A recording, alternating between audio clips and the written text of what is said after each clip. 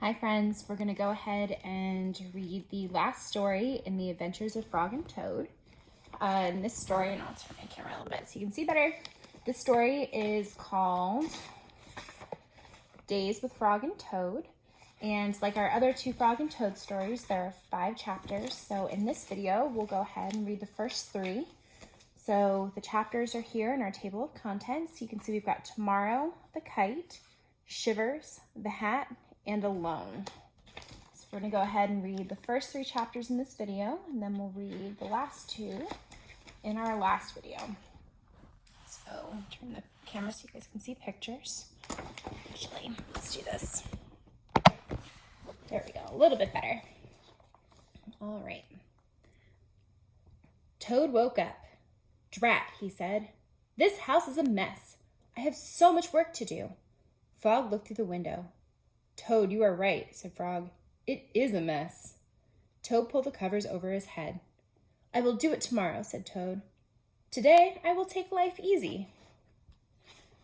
Toad sounds a lot like me when it comes to cleaning my house. Frog came into the house. "Toad," said Frog, "your pants and jacket are lying on the floor." "Tomorrow," said Toad from under the covers. "Your kitchen sink is filled with dirty dishes," said Frog. "Tomorrow," said Toad. "There is dust on your chairs." "Tomorrow," said Toad.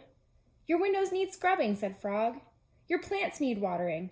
"Tomorrow!" cried Frog. "I will do it all tomorrow."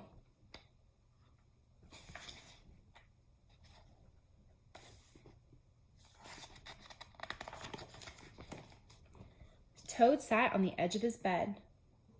"Blah," said Toad. "I feel down in the dumps." "Why?" asked Frog. "I'm thinking about tomorrow," said Toad. "I'm thinking about all of the many things that I will have to do." "Yes," said Frog. "Tomorrow will be a very hard day for you."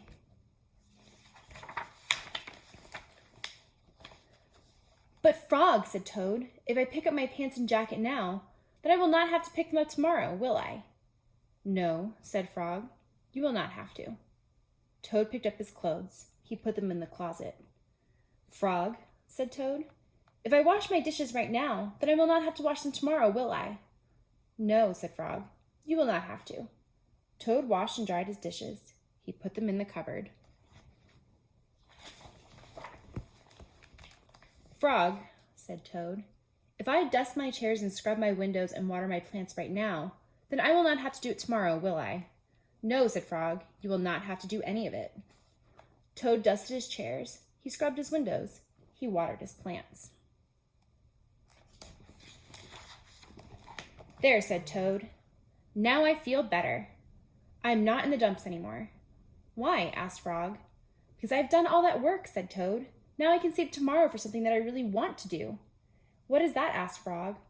"Tomorrow," said Toad, "I can just take life easy." Toad went back to bed. He pulled the covers over his head and fell asleep.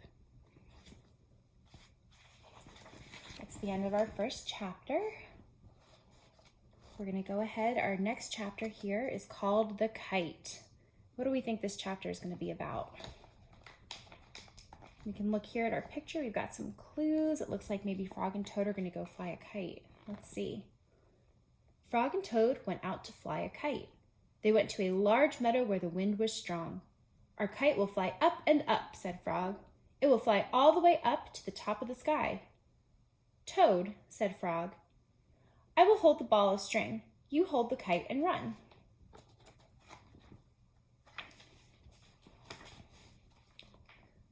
Toad ran across the meadow. He ran as fast as his short legs could carry him. The kite went up in the air. It fell to the ground with a bump. Toad heard laughter. 3 robins were sitting in a bush. "That kite will not fly," said the robins. "You may as well give up." Toad ran back to Frog. "Frog," said Toad, "this kite will not fly. I give up."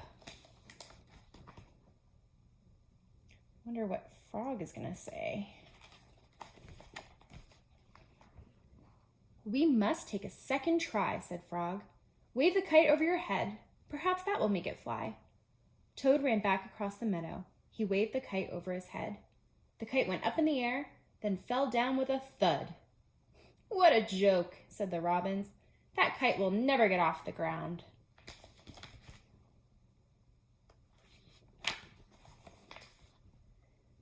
Toad ran back to Frog. This kite is a joke, he said. It will never get off the ground. We have to make a third try, said Frog. Wave the kite over your head and jump up and down. Perhaps that will make it fly. Toad ran across the meadow again. He waved the kite over his head. He jumped up and down. The kite went up in the air and crashed down into the grass. That kite is junk, said the robins. Throw it away and go home. The robins are being very mean. They're laughing.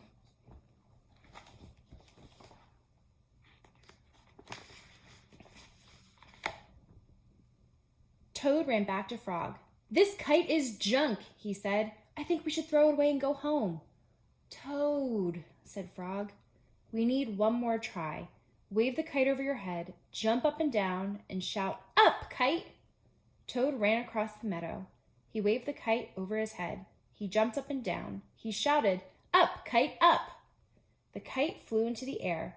It climbed higher and higher.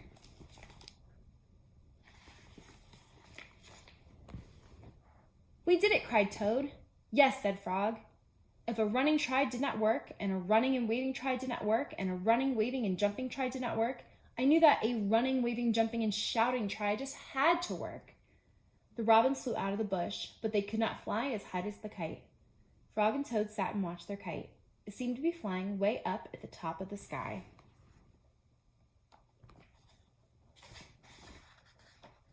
And that's the end of our second chapter. And we're going to read our last chapter for this video, and it's called Shivers. The night was cold and dark.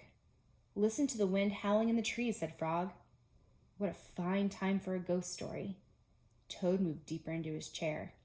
Toad, asked Frog, do you like to be scared? Don't you like to feel the shivers? I am not too sure, said Toad. Frog made a fresh pot of tea. He sat down and began a story. When I was small, said Frog, my mother and father and I went out for a picnic. On the way home, we lost our way. My mother was worried. We must get home, she said. We do not want to meet the old dark frog. Who is that? I asked. A terrible ghost, said my father. He comes out at night and eats little frog children for supper. Toad sipped his tea. Frog, he asked, are you making this up? Maybe yes and maybe no, said Frog.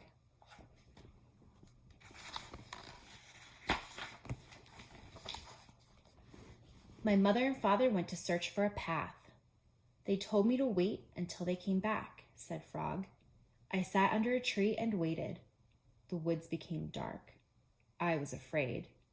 Then I saw two huge eyes. It was the old dark frog.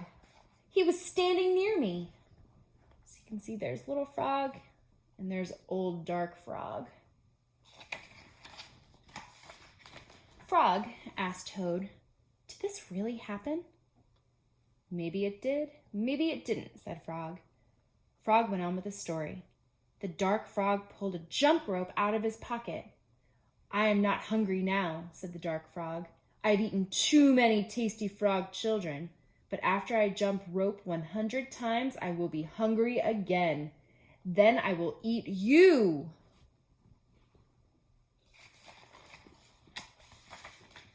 The dark frog tied one end of the rope to a tree.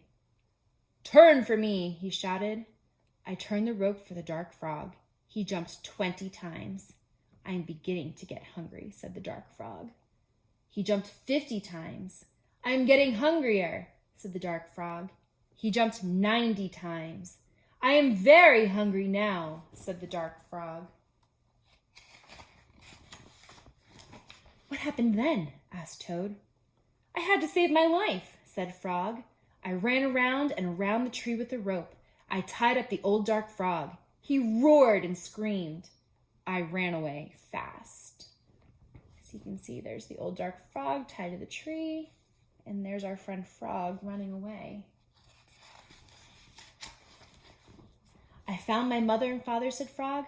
We came safely home. Frog, asked Toad, was that a true story?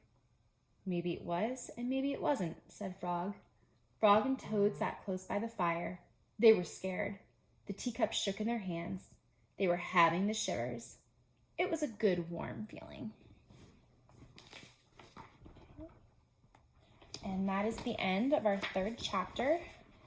So we're going to end this video and we'll do the last two chapters in our last installment of the Adventures of Frog and Toad. Bye, friends.